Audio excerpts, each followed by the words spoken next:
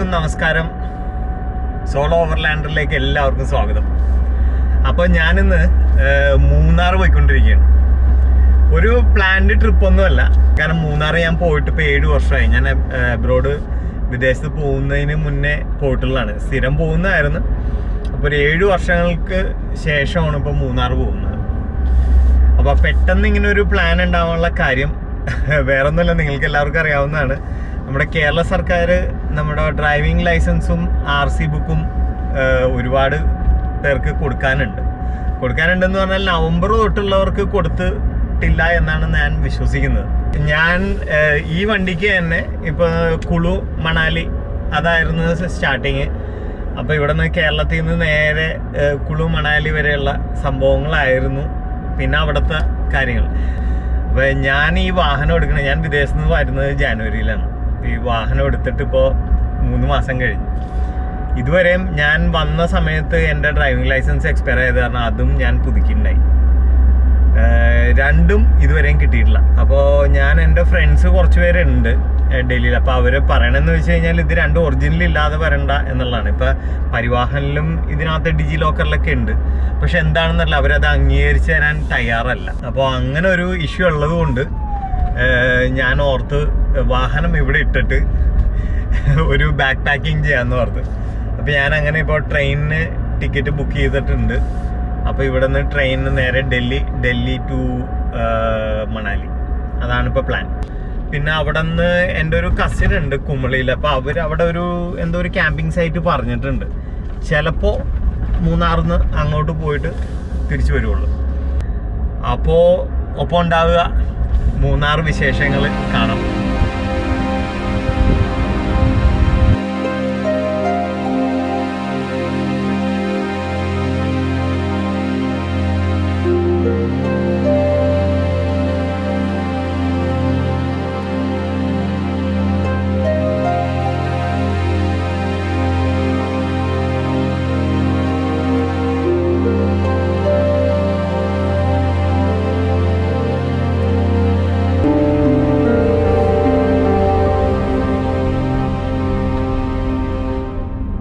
മൂന്നാർ ടൗണിലേക്ക് എത്തി നമ്മൾ.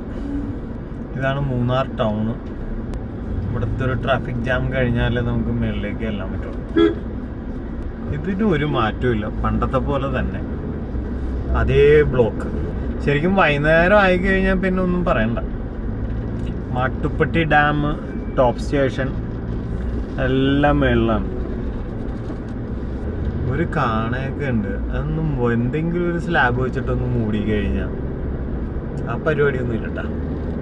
ഞാൻ മൂന്നാർ നിർത്തിയില്ല, വേറെ ഒന്നുമല്ല, ബോറടിച്ചിട്ട് പോയാ. കാരണം പ്രത്യേകിച്ചൊന്നും മാറ്റങ്ങളൊന്നുമില്ല. വരുന്ന വഴി ഫുള്ള് ഹോട്ടലുകളാണ്, കംപ്ലീറ്റ് ഹോട്ടലാണ് 2 സൈഡും. ഞാനത് കാരണം മൂന്നാർ ടൗണിൽ നിന്നില്ല, നേരെ ഇങ്ങ് പോന്നു. കുറച്ച് നമ്മുടെ ടോപ്പ് സ്റ്റേഷനോ അല്ലെങ്കിൽ അവിടെ ഇപ്പോൾ വൈകുന്നേരം ചെന്ന് കഴിഞ്ഞാൽ നല്ല ക്ലൈമറ്റ് ആയിരിക്കും, നല്ലൊരു ചെറിയ തണുപ്പൊക്കെ ആയിട്ട്. അപ്പോൾ ഞാൻ ഓർത്ത് അവിടെ ഒന്ന് പോയി കാണാമെന്ന് ഓർത്ത്. കുറേ നാളായി ചായ് ബസാർ എന്നും കേൾക്കാറുണ്ട്, പക്ഷേ ഒന്ന് കയറണമെന്ന് പല പ്രാവശ്യമായി ഓർക്കുന്നത്. എന്തായാലും ചായ് ബസാർ ഒന്ന് നോക്കിയേക്കാം. ഇത് മൂന്നാർ ഹൈവേയിൽ തന്നെ ഉള്ളതാണ്. നമ്മുടെ ടോപ്പ് സ്റ്റേഷനിലേക്ക് പോകുന്ന വഴിയുള്ള ചായ് ബസാർ പല ആളുകളുടെയും വീഡിയോയിൽ, ട്രാവലേഴ്സിൻ്റെ വീഡിയോയിൽ ഞാൻ കണ്ടിട്ടുണ്ട്. എന്തായാലും ഒന്ന് പോയി നോക്കാം, എന്താ ടേസ്റ്റ് എന്നൊന്നും അറിയാമല്ലോ.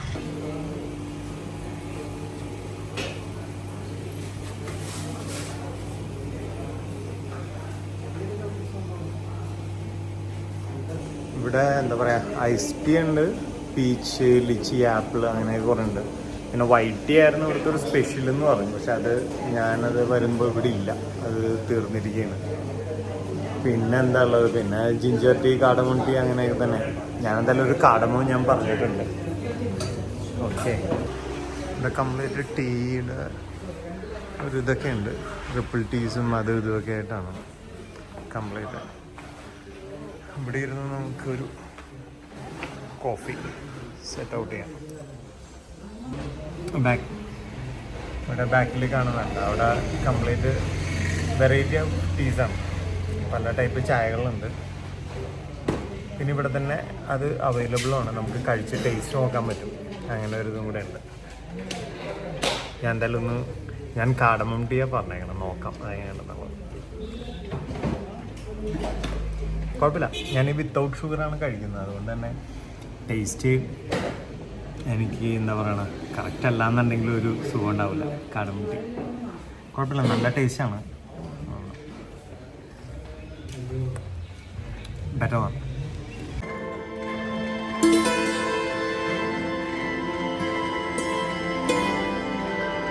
മൂന്നാറിൻ്റെ ഒരു പ്രത്യേകത അങ്ങനെ എത്ര കണ്ടാലും മതിയാവില്ല. ഏത് ആംഗിളിൽ എടുത്താലും ഒരു പ്രത്യേക ഭംഗിയാണ്.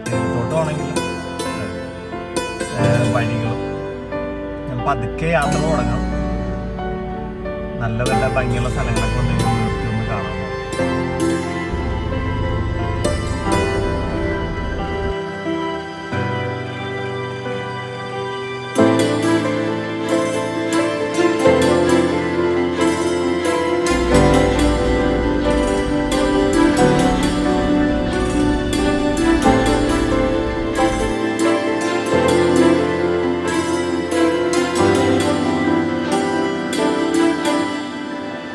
കുതിര സഫാരിയുടെ ബഹളമാണ്. ഫാമിലിയും എല്ലാവരുമായിട്ട് സഫാരിയാണ് ഇവിടെ. കൊള്ളട്ടെ, ഇത് ഈ സ്ഥലമൊക്കെ ഈ ലെവലിൽ മാറിയിട്ടുണ്ട്, നന്നായിട്ടുണ്ട്.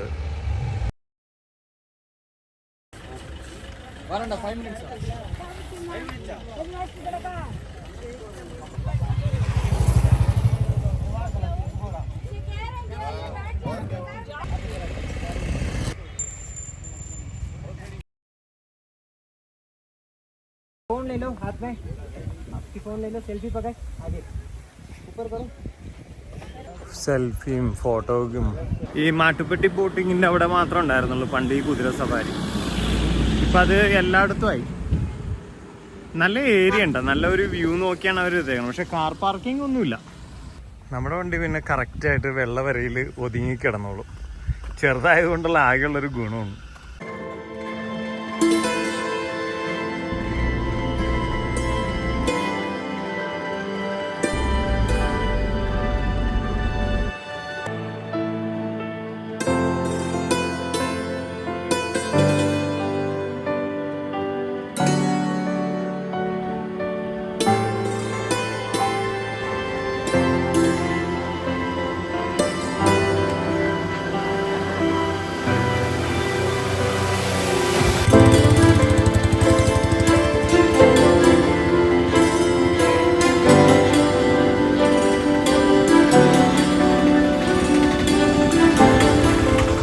ഇവിടെയാണ് മാട്ടുപ്പെട്ടി പാർക്കിങ്. ബോട്ടിങ്ങിനൊക്കെ പോകുന്നവരെല്ലാവരും ഇവിടെയാണ് കാർ പാർക്ക് ചെയ്യണതൊക്കെ.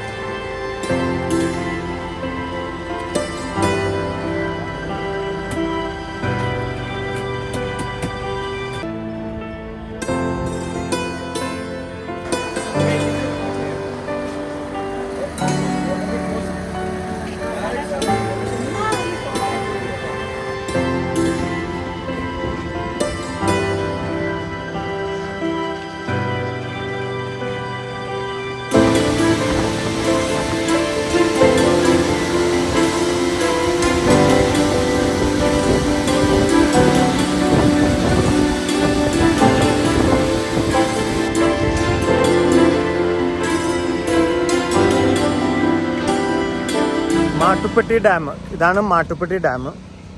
ഇവിടെ ബോട്ടിങ്ങും എല്ലാം ഉണ്ട്, പക്ഷെ കാണാനും രസമുണ്ട്. ബോട്ടിങ് ചെയ്തില്ലെങ്കിലും സ്കീ ഒക്കെ ഉണ്ട്, സ്കീ ഡൈവിങ് ഉണ്ട്. പക്ഷേ ഇതൊന്നും ഇല്ലെങ്കിൽ നിങ്ങൾക്ക് കാണാൻ നല്ല രസമാണ്. ഏറ്റവും അടിപൊളി സ്ഥലമാണിത്. ഇനി ഇതിൻ്റെ അപ്പുറത്തൊരു സ്ഥലമുണ്ട്. അവിടെ നമ്മൾക്ക് ആ ഡാമിലെ വെള്ളത്തിൻ്റെ അടുത്തേക്ക് ചെല്ലാൻ പറ്റും. നമുക്ക് അങ്ങോട്ട് പോവാം.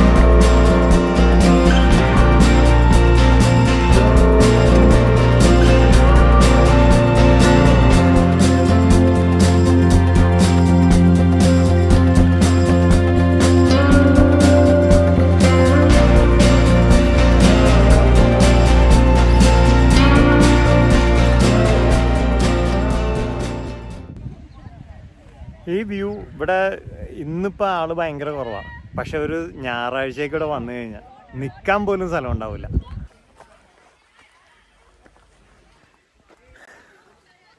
യൂക്കാലിപ്റ്റസ് മരങ്ങളാണ് ഇവിടെ മുഴുവനും. ഇതാണ് കംപ്ലീറ്റ് യൂക്കാലിപ്റ്റസ് മരങ്ങളാണ്. ഇതിൻ്റെ ഒരു പ്രശ്നം എന്ന് വെച്ച് കഴിഞ്ഞാൽ ഇപ്പോൾ പല സ്ഥലങ്ങളിലും ഇത് വെട്ടിത്തുടങ്ങി. കാരണം ഏറ്റവും കൂടുതൽ വെള്ളം ഇത് യൂസ് ചെയ്യും. ഇതുള്ള സ്ഥലങ്ങളിലൊക്കെ വെള്ളം ഒരുപാട് കുറഞ്ഞു തുടങ്ങി. അപ്പോൾ ഇങ്ങനെ ഈ പുഴയുടെ സൈഡിലാണെങ്കിലും ഒക്കെ അവർ വെട്ടിത്തുടങ്ങി. ഈ ദിവസം വന്നുള്ള ഗുണം അതാണ്. ഇത് കണ്ടില്ലേ, കാർ പാർക്കിംഗ് ഒക്കെ ഫുൾ ഫ്രീ ആണ്. എല്ലാ സൈഡും നോക്കിയേ, കാർ പാർക്കിംഗ് ഒന്നുമില്ല. മൂന്നാർ നിങ്ങൾ വരുമ്പോൾ ഈ ഒരു രാവിലെ നിങ്ങൾ ഇറങ്ങിക്കഴിഞ്ഞാൽ ഇവിടെ ഒരു ഉച്ചക്ക് 12:30 ചെക്ക് ഇൻ ചെയ്യാൻ പറ്റുന്ന രീതിയിൽ വരിക. അതിൻ്റെ 2 ഗുണങ്ങളാണുള്ളത്. ഓട്ടോറിക്ഷയുടെ സൗണ്ട്. 2 ഗുണമാണ് നിങ്ങൾക്കുള്ളത്. ചെക്ക് ഇൻ ചെയ്ത് കഴിഞ്ഞാൽ നിങ്ങൾ 12:30 എത്തി ഒരു 2 മണി വരെ നിങ്ങൾക്ക് വേണമെങ്കിൽ ഒന്ന് വിശ്രമിക്കാം, ഫ്രഷ് ആവാം. 2 മണിക്ക് നിങ്ങൾ ഇറങ്ങിക്കഴിഞ്ഞാൽ കറക്റ്റ് മാട്ടുപ്പെട്ടി ഡാം, പിന്നെ ഈ മാട്ടുപ്പെട്ടി ഈ റിവർ സൈഡ്, അതുപോലെ തന്നെ ടോപ്പ് ഹിൽസ്, ഇത് 3ഉം. അപ്പോൾ ഇവിടെ നിങ്ങളൊരു 3:30-4 മണി വരെ ഇവിടെ സ്പെൻഡ് ചെയ്ത് കഴിഞ്ഞാൽ ഒരു 5 മണിയാകുമ്പോൾ ടോപ്പ് ഹിൽസ് എത്തിക്കഴിഞ്ഞാൽ അടിപൊളി സ്ഥലമാണ്. കറക്റ്റ് ടൈമാണ്, മഞ്ഞ് വീഴുന്ന സമയമായിരിക്കും. ടോപ്പ് ഹിൽസ് കാണാൻ അതാണ് ടൈം. അപ്പോൾ നിങ്ങൾക്ക് കറക്റ്റ് ഒരു 2 മണിക്ക് റൂമിൽ കയറി അവിടെ നിന്ന് ഫ്രഷായി നിങ്ങൾ ഇറങ്ങി ഇവിടെ ഒരു 4 മണി, ടോപ്പ് ഹിൽസ് ഒരു 5 മണി തൊട്ട് 6 മണി വരെ നിങ്ങൾക്ക് സ്പെൻഡ് ചെയ്യാം. പിന്നെ വൈകുന്നേരം ആയി കഴിഞ്ഞാൽ നിങ്ങൾ നേരെ റൂമിലെത്തുക.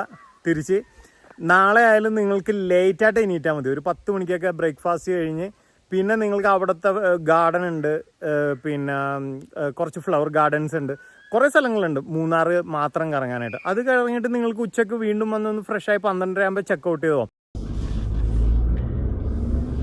ഹിൽ സ്റ്റേഷനിൽ ഇപ്പോൾ ഉള്ള പ്രോബ്ലം എന്താണെന്ന് വെച്ചാൽ ഈ ഒരു 5 മണി കഴിഞ്ഞ് പോയി കഴിഞ്ഞാൽ പിന്നെ അങ്ങോട്ട് മഞ്ഞായിരിക്കും. മഞ്ഞെന്ന് പറഞ്ഞു കഴിഞ്ഞാൽ അതിഗംഭീര മഞ്ഞായിരിക്കും. പിന്നെ നമ്മൾക്ക് തൊട്ടടുത്തുള്ളവരെ പോലും കാണാൻ പറ്റില്ല. അപ്പോൾ ഒരു 5 മണിക്കെങ്കിലും മാക്സിമം ടോപ്പ് സ്റ്റേഷനിൽ എത്താൻ നോക്കണം. 5 മണി കഴിഞ്ഞാൽ എത്താൻ പറ്റുള്ളൂ എന്ന് നിങ്ങൾക്ക് തോന്നുകയാണെങ്കിൽ വരാതിരിക്കുക. കാരണം എന്ന് വെച്ചാൽ ഒരുപാട് ദൂരമുണ്ട്. നമ്മളിപ്പോൾ കണ്ട മാട്ടുപ്പെട്ടി ഡാമിൽ നിന്ന് തന്നെ എനിക്ക് തോന്നുന്നു 14 കിലോമീറ്റർ എങ്ങാണ്ടുണ്ട്. ഇവിടെ എത്തിയപ്പോൾ തന്നെ നല്ല തണുപ്പായി തുടങ്ങി ടോപ്പ് സ്റ്റേഷൻ എത്താറായപ്പോൾ തന്നെ. അതുപോലെ തന്നെ റോഡ് ആ പണ്ടത്തെ അതേ ആ ഒരു പകുതി വരെയും നന്നാക്കിയിട്ടുള്ളൂ, ബാക്കിയൊക്കെ കണക്കാ. മാട്ടുപ്പെട്ടി ഡാമിലെ ഏറ്റവും വലിയ പ്രശ്നം പാർക്കിംഗ് ആണ്. അത് കിട്ടുക എന്ന് പറഞ്ഞു കഴിഞ്ഞാൽ സ്വപ്നങ്ങളിൽ മാത്രമാണ്.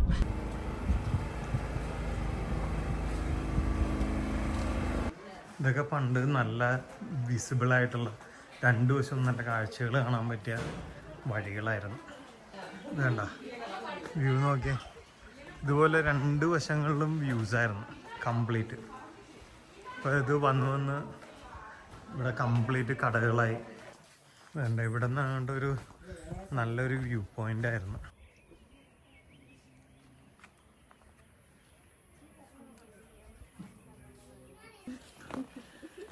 പതിനെട്ടാം പടിയാണ് ഇവിടെ പണിത് വെച്ചിട്ടുണ്ട്. വ്യൂസൊക്കെ ഒരുമാതിരി കട്ടായി. ഭാഗ്യം കേട്ടോ, മഞ്ഞ് ഇന്ന് കുറവാണ്.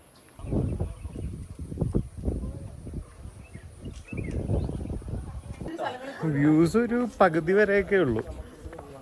എന്നുവെച്ചാൽ അത്യാവശ്യം മിസ്റ്റ് ഉണ്ട്, പിന്നെ എക്സ്ട്രീം വൈഡാണത് കാണാനായിട്ട്. കുഴപ്പമില്ല കേട്ടോ, ഇങ്ങനെ ഒരു സംഭവം ഉണ്ടാക്കി വെച്ചത് കൊണ്ട് അത്യാവശ്യം അതിൻ്റെ അവിടെ നിന്നെങ്കിലും കുറച്ച് കാണാൻ പറ്റും. മഞ്ഞ് വന്നു കഴിഞ്ഞാൽ പോയി. ഇപ്പം ഈ വേനൽക്കാലം ആയതുകൊണ്ടാണ് ഇത്ര മഞ്ഞ് കുറവ്. ഇപ്പോൾ ഹിൽ സ്റ്റേഷനിലേക്കുള്ള വഴി ഇങ്ങനെയാണ്. താഴേക്ക് പോകാനായിട്ട് പാസ് എടുത്താൽ മാത്രം പോരാ, നല്ല സ്റ്റീപ്പാണ് കേട്ടോ. ഓക്കെ, താഴേക്ക് നല്ല കുത്തനെ കിടക്കണേണ്. കയറി വരുമ്പോൾ ഒരു സമയമാവും. ഒരുപാടുണ്ട് ഇറങ്ങാനായിട്ട്. പിന്നെ ഇതിൻ്റെ അപ്പുറത്തൂടെ ഒരു ചെറിയൊരു സ്ലോപ്പായിട്ടുള്ളൊരു വഴിയും കൂടെ ഉണ്ട് ഇവിടെ. അതിൽ വലിയ കുഴപ്പമുണ്ടാവില്ലെന്ന് തോന്നണം. ഞാൻ പണ്ട് അതുവഴിയാണ് ഇറങ്ങിയത്.